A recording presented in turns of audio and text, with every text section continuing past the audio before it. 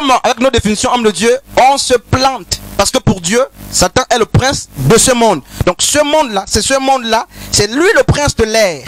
C'est lui Satan. On prend notre verset que j'ai donné là, c'était 1 Corinthiens 14. Au verset... Oui, on peut lire si on a la page. Et puis on prépare aussi Apocalypse 9 à partir du verset 2. On peut lire 9, on peut lire.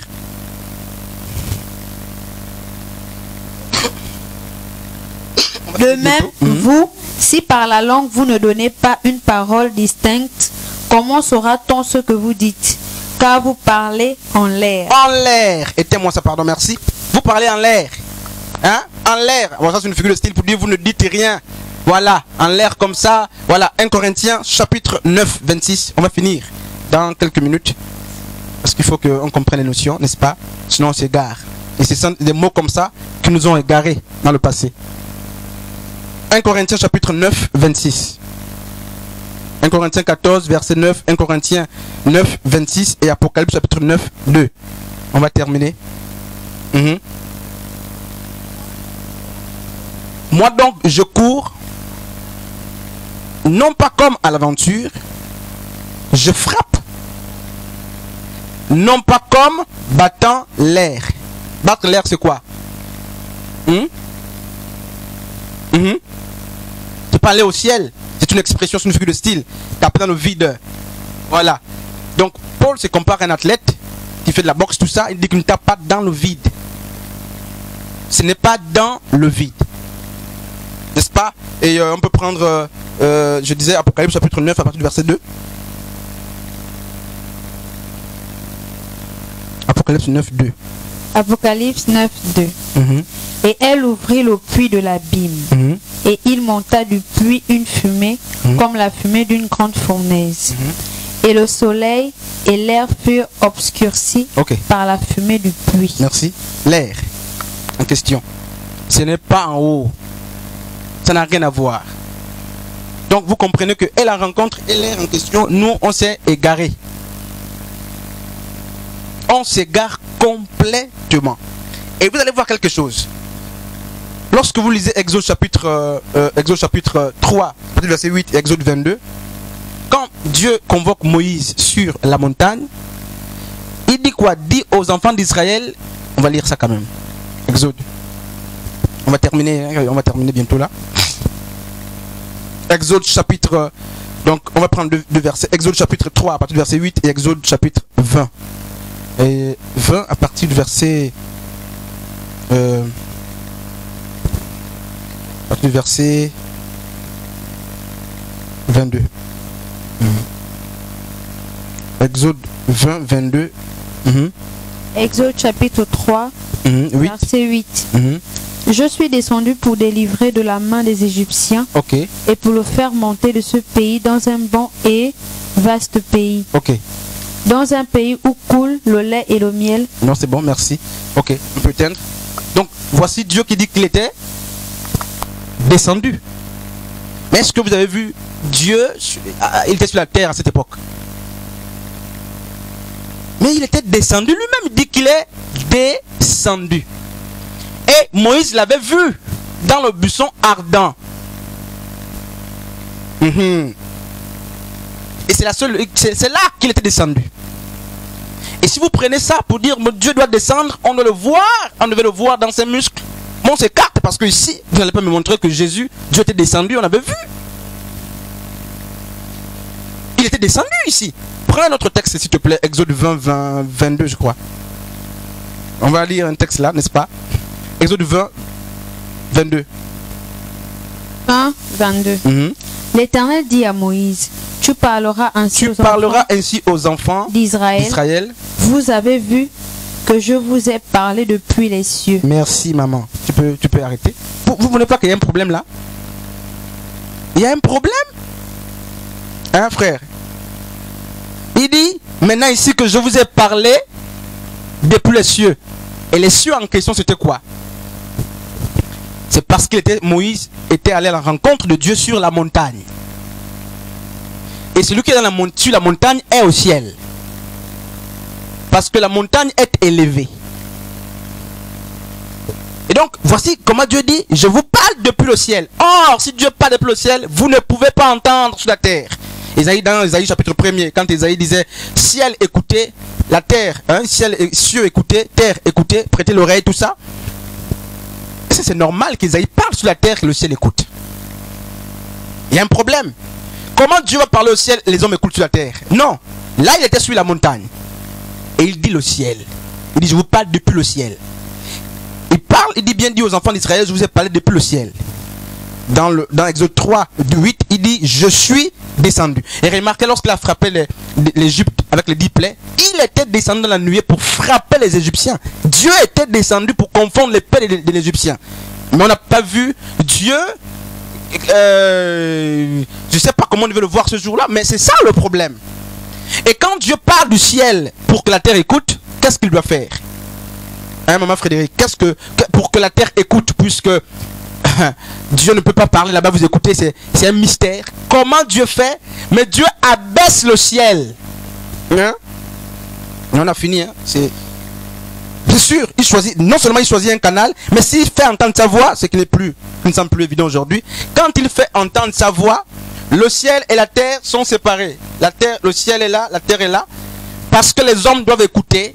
La Bible dit que Dieu abaisse les cieux. Il réduit ça.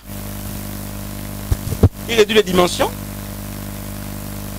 Non, en fait, ça fait comme ça maintenant. Mais ce n'est pas que ce ciel et cette terre deviennent côte à côte. C'est parce que la dimension spirituelle de Dieu, qui nous empêche, n'est-ce pas, d'avoir accès au ciel, il la ramène, il la rend accessible aux hommes de sorte qu'ils écoutent ce qu'il dit. C'est la seule fois que le ciel, la terre peut écouter ce que Dieu dit. Et voilà pourquoi Moïse pouvait écouter Dieu. C'est pas que Dieu était descendu, était assis sur une montagne et Moïse était à côté. Non, Dieu a abaissé les cieux pour que ce qu'il dit se fasse comprendre, qu'il se fasse entendre. Et alors, il y a un problème. Quand on prend maman Frédéric, Acte chapitre 1er, à partir du verset 9, quand la Bible dit, Jésus, on a fini vraiment, que vous avez vu monter, vous le verrez de la même manière. Alors, quelqu'un m'a dit, mais les apôtres ont vu Jésus monter. Non, ils n'ont pas vu Jésus monter. Parce que Jésus était d'abord dans les airs. Or, les airs, c'est pas en haut. On vient de le voir. Les airs, c'est là, donc Jésus est là. C'est la seule fois qu'il voyait. Et la Bible dit qu'il a été couvert de suite par une nuée. Or, la nuée est épaisse et quand elle couvre quelqu'un, la personne est plus visible, on ne voit que la nuée. C'est pourquoi il contemplait la montée de Jésus. Non pas qu'il le voyait monter comme on montre les films d'ascension. Non, il contemplait la nuée. Et les anges qui étaient autour vont attirer leur attention comme pour dire, vous n'avez même pas regardé comment il part. Mais les gens pensent les apôtres guettaient, si c'était capable même, il va taper le pied, tout ça. Non, c'est pas comme ça que ça se passe. Quand Luc dit ce Jésus, les anges disent ce Jésus que vous voyez monter, ou que vous avez vu monter, vous le verrez revenir de la même manière. Ce n'est pas que il le voyait, le frère en train de monter, on admire comment il monte. Rien à voir. Si la nuée vient couvrir Jésus, si Jésus est là, vous êtes là. Si la nuée est là, mais vous ne pouvez plus voir Jésus. Si ça l'entoure, vous ne pouvez plus voir Jésus. Donc, la seule manière de voir Jésus monter pour les apôtres, c'était de contempler la nuée. Et quand la Bible dit vous le verrez venir, mais c'était aussi dans la nuée. C'est la même chose. Homme de Dieu. Ce n'est pas que Jésus devait venir, vous le voyez dans vos, avec nous le voyons avec nos yeux, tout ça, la barbe de Jésus, tout ça, les longs cheveux de Jésus minces, avec les yeux rouges, tout ça. Non, non, non, non, ça n'a rien à voir. Ça n'a rien à voir d'abord. Avec ce Jésus qu'on décrit, d'autres disent je l'ai vu en vision. Le mensonge, arrêtons le mensonge à l'église. Jésus, tel qu'il est, si tu le vois avec les cheveux, c'est que tu n'as pas vu tel qu'il est. Le diable que tu vois même, qui te parle. Mais bien sûr, le diable, pour nous égarer, il prend l'image puisque les gens, Jésus là, le Jésus des films qu'on voit là. Mais c'est le Jésus qu'on voit là. En vision, c'est ce Jésus avec les cheveux. Vous voyez un autre Jésus. Tellement tellement le film est resté dans nos têtes, là nous on voit le Jésus en vision. Il m'a apparu, quand tu demandes au frère, il était comment? Blanc. Ça c'est le premier point de ceux qui voient Jésus. Blanc toujours. Les habits blancs, ça brillait. Le deuxième point. Voilà là où il y a un petit mensonge. On ne voit jamais le visage. Mais on voit quand même les habits, on voit tout. Il y a un problème. Maintenant, dites-nous quel Jésus. Est-ce que si on vous donne l'image, si vous êtes un bon, n'est-ce pas, dessinateur, tout ça, vous pouvez nous reproduire quand même? Il y a un problème. Alors, Jean dira, nous sommes désormais dans Jean chapitre 3 là-bas. Nous sommes Jean chapitre 1, Jean 2, non, Jean chapitre 3. Jean dira que nous sommes désormais enfants de Dieu. Mais ce que nous serons, hommes de Dieu, n'est pas encore arrivé. Quand ce que nous serons arrivera, nous le verrons tel qu'il est. C'est la seule fois où les ressuscités peuvent voir Jésus. Non pas tel qu'il était avec les humains. Ça, c'est pas un Jésus qu'on a. Non, c'est pas ce Jésus-là qu'on veut voir. Puisqu'il revient dans toute sa gloire. Et donc, ceux qui doivent le voir, ceux qui l'ont vu, ne dites pas qu'ils ne l'ont pas vu parce qu'il n'y a pas eu la chair, le sang, les pieds. Et parce qu'il n'est pas dit qu'on devait le voir, parce que les gens disent, on devait aussi le voir tel qu'il est monté. Donc, puisqu'il était monté avec les cheveux, nous on devait aussi le voir avec les cheveux. Non. La manière dont il est monté, c'est avec la nuée. Donc, il disait, vous devez le voir aussi dans la nuée. Dans la nuée. Et c'est là qu'on est coincé. Quand nous serons glorifiés, nous le verrons tel qu'il est. Or, il va falloir donc l'enlèvement, plutôt la résurrection donc du deuxième Adam, du deuxième corps, de la deuxième création. Parce que là c'est la première création. Lazare c'était la première création ressuscité. Ça c'est la première création. C'est la seconde création, donc la résurrection, non pas pour être vue par les hommes. Ça c'est la résurrection de la résurrection de la première création. La première création dans les Écritures, la fille de Jairus est morte, ressuscitée. On l'a vue telle qu'elle était avant. Même Lazare ressuscité, on l'a vu tel qu'il était avant. Ça c'est la première résurrection, la résurrection de la première création. Mais quand la deuxième création doit ressusciter, elle ne peut pas être vue par ceux qui sont encore dans le corps de la première création. Parce que Jésus même ressuscité n'avait pas le corps céleste, homme de Dieu. Même si ça fait un peu débat, Jésus n'avait pas un corps céleste. Il a mangé quand il est venu voir les apôtres. Il a même demandé, hein, même les gens diront, mais il n'avait un corps céleste parce qu'il a interdit aux femmes de le toucher. Ok, je vous le concède, mais vous oubliez, le corps physique était là, n'est-ce pas? C'est le même Jésus qui a dit à Thomas, touche-moi. Regarde, est-ce que c'est un esprit mange? Est-ce que, regarde les clous. Ce n'était pas un corps céleste. Puisque aucun apôtre là n'avait un corps céleste, comment ont-ils vu Jésus si Jésus avait un corps céleste? Et d'autres nous me disent, mais on doit avoir ces corps. Oh, mais si je vous dis que les ressuscités sont là, vous allez me dire, mais ils sont où? Montre-les-nous. Je vais vous dire, mais vous avez des corps célestes pour les voir. C'est ça le problème de la résurrection en question. Mais s'ils sont ressuscités, on doit les voir. Mais oui. Mais tu vas les voir comment? Si tu es encore jusqu'à maintenant dans ton corps mortel, corruptible. Jésus n'avait pas le corps corruptible, rappelez-vous. Rappelez-vous de ça parce qu'il n'avait pas péché. David avait prophétisé, tu ne laisseras pas ton serviteur périr. Son corps connaître la corruption. Donc Jésus n'avait pas connu la corruption. Donc ça n'a rien à voir avec notre résurrection. Non. Et c'est là le problème. Maintenant, vos airs et la rencontre que vous nous présentez, ça sort d'où?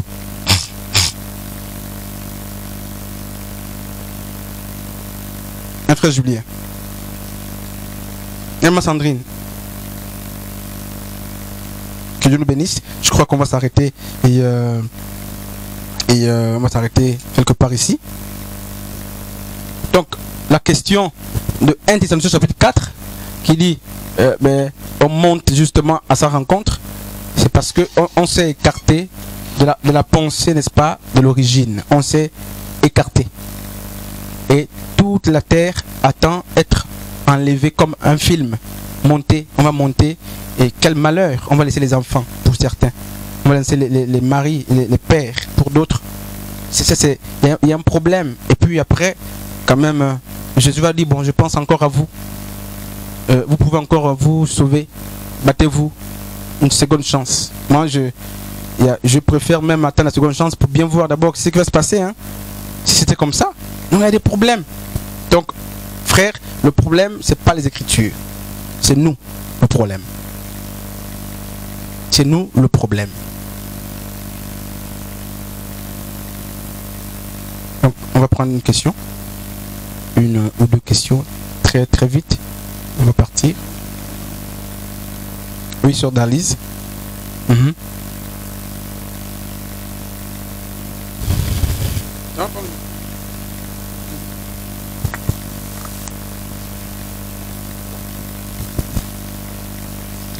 En faisant quelques recherches, je suis tombée sur l'évangile de Thomas. Que Thomas avait écrit un évangile, une évangile, donc pour moi, un évangile. Ok, merci. Et dans cet évangile, Jésus dit, au chapitre 3, Jésus dit, au verset 3, Jésus dit, si ceux qui vous guident vous disent, voici le royaume est dans le ciel, alors les oiseaux du ciel vous précéderont. S'ils vous disent qu'il est dans la mer, alors les poissons vous précéderont. Mais le royaume est à l'intérieur de vous et il est à l'extérieur de vous. Lorsque vous vous connaîtrez, alors on vous connaîtra. Et vous saurez que c'est vous les fils du Père vivant. Si au contraire vous ne vous connaissez pas, alors vous êtes dans la pauvreté et c'est vous la pauvreté. La question que j'aimerais poser ici, c'est que là, on nous apprend que le royaume n'est pas tant dans les cieux ou dans la mer, mais que le royaume est en nous. Pour mériter le royaume est-ce que pour mériter le royaume de Dieu, on doit vivre? Pour mériter le royaume de Dieu, est-ce que... je veux dire par là que si le royaume est en nous, pour connaître ce royaume et le vivre pleinement, on devrait ranger notre vie chrétienne, marcher selon Christ pour que nous puissions, pour que le monde puisse voir en nous le royaume des cieux.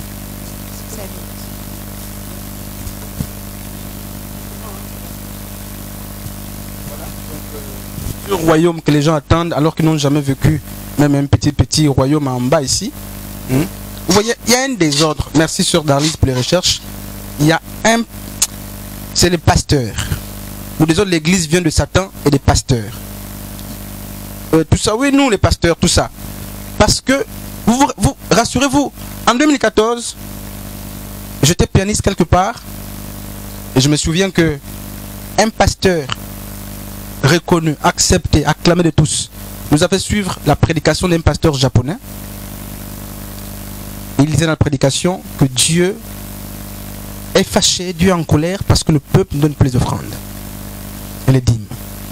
Et attention à vous, un grand homme de Dieu, la salle était pleine. Il disait, attention parce que quand vous allez mourir, vous risquerez d'aller trouver votre maison inachevée au ciel parce que vos dîmes n'étaient pas suffisantes pour qu'on construise votre maison en haut. Et je me souviens que après ça, c'était... Je refusais ça, hein. Depuis la petitesse, je refusais les bêtises là, mais je n'avais pas la force, je sentais que c'était faux. Mais les pères et les mères des familles qui étaient là ont pleuré. Et après ça, on a fait l'offrande. Mais l'offrande qui était grave. Parce que chacun pense à ce mensonge, que Dieu est au ciel, en train de construire nos maisons, avec notre argent. Et parce qu'ils ont aussi pris le texte où Jésus dit, je m'en vais.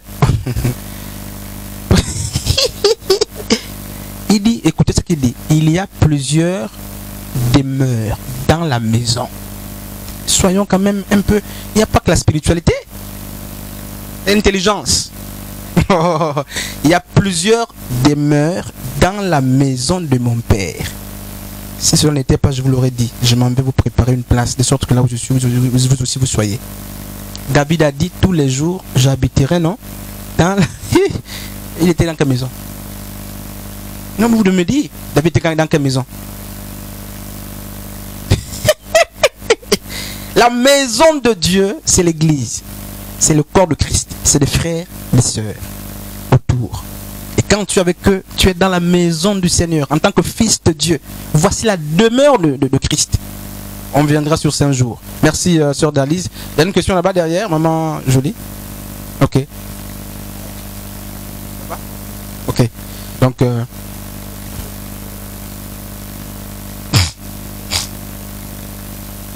les dîmes. Bon, on va d'abord terminer. Avec... ok, et puis on va discuter. Ok, donc... Et donc voilà, on va en parler.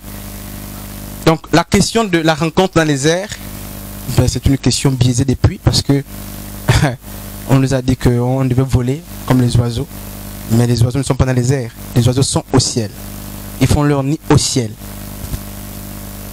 Que Dieu nous bénisse. Et donc... on va se retrouver prochainement quand Dieu fera grâce. Si Dieu fait grâce, on va se retrouver pour un autre numéro, donc une autre question, un sous-thème pour qu'on comprenne mieux. Donc, je nous ai dit que je nous laisse le champ ouvert. Allez toujours méditer, allez toujours lire, allez chercher.